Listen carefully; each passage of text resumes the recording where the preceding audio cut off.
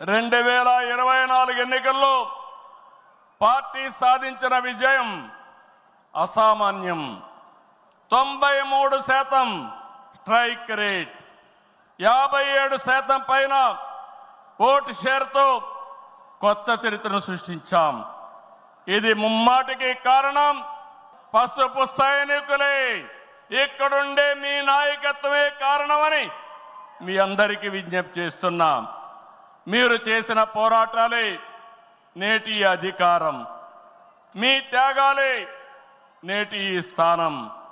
ఇది కాకుండా సమయానుకూలం మనం ఎప్పటికప్పుడు స్ట్రాటజీ కూడా ఆలోచించినప్పుడు జనసేన బీజేపీ పొత్తు పెట్టుకుని ఎన్డీఏ ఏర్పాటు చేసుకున్నాం. దానివల్ల కూడా ఈరోజు ఈ మహా విజయానికి దోహదం చేశాయని చెప్పి విజ్ఞప్తి చేస్తున్నాం. ఏమీ ఆశించకుండా దశాబ్దాలుగా ప్రతి గ్రామంలో జెండా మోస్తున్న కార్యకర్తల వలనే మనం ఇక్కడున్నాం. నేనే కాదు, ప్రతి ఎమ్మెల్యే, ప్రతి ఎంపీ, ప్రతి మంత్రి గుర్తించుకోవాలి.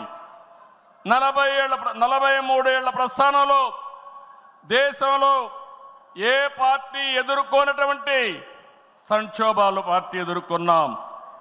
అయితే పార్టీ పని అయిపోయిందని మాట్లాడిన వాళ్ళు వాళ్ళ పని అయిపోయింది తప్ప పార్టీ మాత్రం ఎప్పుడు ఎక్కడ తిరిగి చూడలేదు. తెలుగుదేశం జెండా రెపరెపలాడుతూనే ఉంటుంది.